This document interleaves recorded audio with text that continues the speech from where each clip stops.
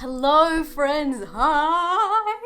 I'm very excited because it's The Watcher's Day, a day we've been waiting for a little while now. This film is based on the A.M. Shine book of the same name. I have not read the book. I didn't know whether to read the book first or watch the movie, and because I'm more of a visual person, I thought I would do this. And if I do like what I see, maybe I will read the book straight away. This film stars Dakota Fanning, Georgina Campbell, and Oliver Finnegan. And it's directed by Ishana Night Shyamalan, so M. Night Shyamalan's daughter. She worked with him on set for Old and Knock at the Cabin, and this is her first feature film as a director. Now, the film is called The Watchers, not to be confused with The Watcher, which is why they changed its name in Ireland and in the UK, because it was too close to the TV show. There it's called The Watched. Lots of watching going on, no matter where we watch it. But the film is a fantasy horror mystery, and it's about a young artist that gets stranded in a forest in West Ireland, where after finding shelter, she becomes trapped alongside 3 strangers. I have not watched the trailer. I have managed to avoid it, and it is honestly everywhere. I've been scrolling with one eye closed, and I am very excited to finally check it out and let you know whether it's worth your time, worth seeking out, and worth your hard-earned cash. It is expensive to go to the movies these days. So without further ado, I'm gonna do this spoiler-free and let you know whether it's worth your time, describing the film in a way that you'll know whether you personally will like it. Let's go.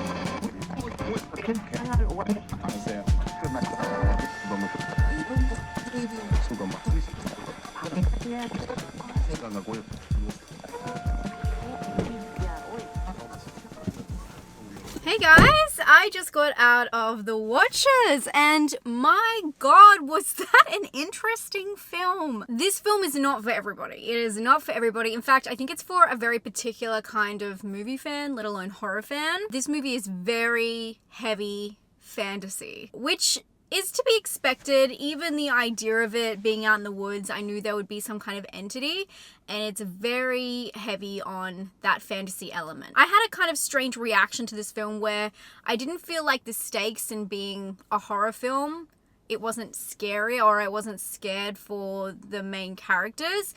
More so, I was intrigued by what was happening, and you do get all of the answers. So for me, it was a low stakes, high reward situation. I know that's not what that means at all. But the film is about a girl who is working at a pet store.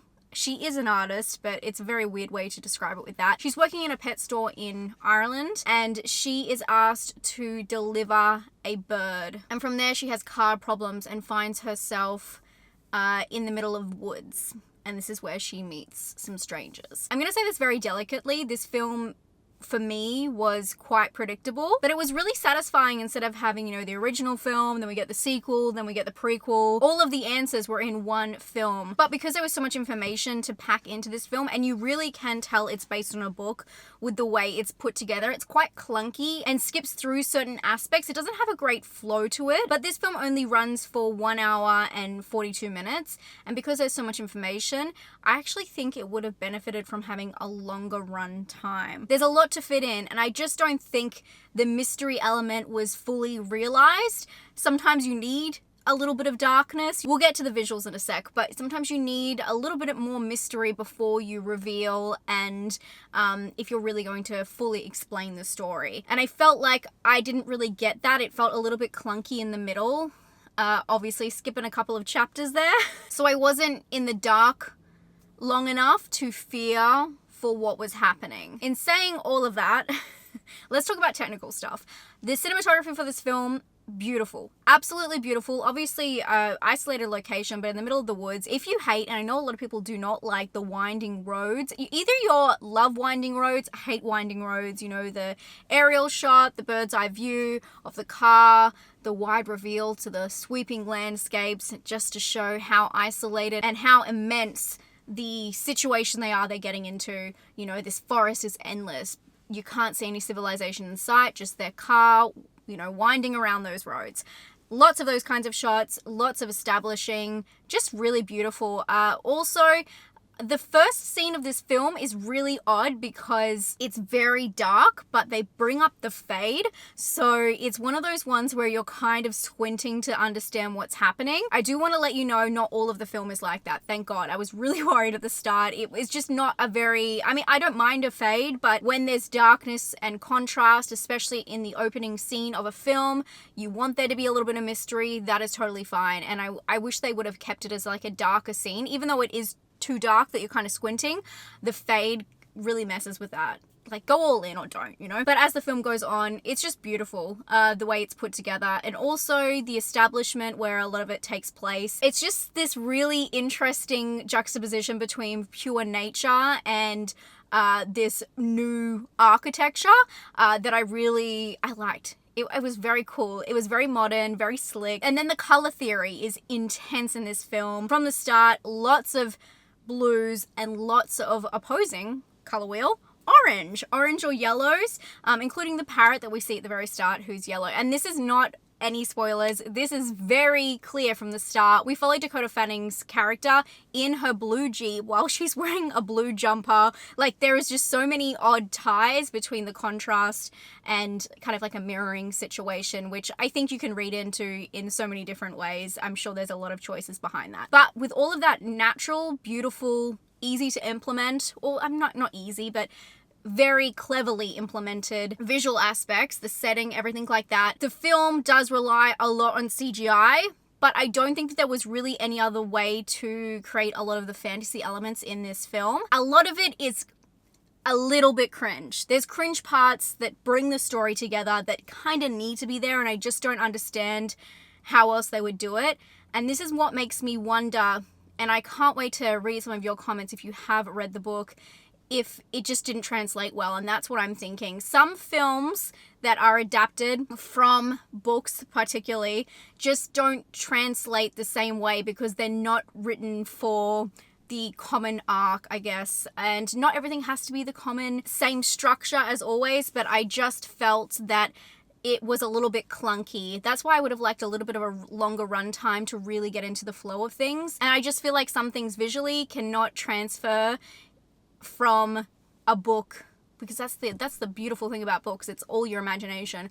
From a book to a film, it's not written the same way. So I'd say that this film is definitely for people who love fantasy and love folklore. If you're into that and you're into entities and all that kind of stuff, this is for you. I found it very intriguing, and I liked when the characters did dumb shit because this film, I just wanted to see what was going to happen, and I wanted to learn more, and I'm really glad that I got that. So I feel like everything's wrapped up into a neat little box for me. But if you don't like obvious films that have a lot of fantasy elements, over-explain themselves, show a lot, then this may not be for you. I think it's a very particular film for a very particular audience, but if you're a full-on fantasy freak, you're gonna like this one, I think.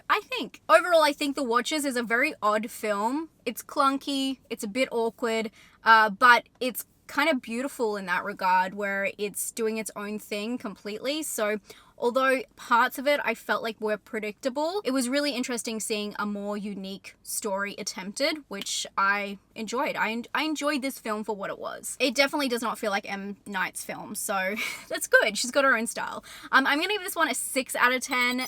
There was just some cringe elements that really dropped it down from a 7 for me. For originality, I am going to give, I know it's based on a book obviously, but I think it's a really interesting structured film, and I feel like you could really tell there was a lot of passion and love for the original story that they really wanted to translate. So I'm going to give this one a 7. I think that's quite fair. And for scare, I didn't find the film that scary. As I said, I was more intrigued by what was going on than really sucked into the characters themselves, and I feel like there were some issues with getting you into the perspective of the character and really getting you to feel what they're feeling. I didn't feel that at all. I felt a huge disconnect. I would give it like a 4 for scare, which is quite low. Really, it was more tension in like running scenes than anything that I was quite scared of. I was just so intrigued about what was going on. I would love to hear what you thought about The Watchers if you've seen it, and if you haven't, hopefully that helps you out and you know whether it's worth your time. And if you're just staying home this month, don't forget I have a what's coming to streaming this month video with all of the dates and the platforms you can watch things on. Make sure to check that video out, and I'll talk to you all very soon. Stay safe and stay spooky. Bye, friends.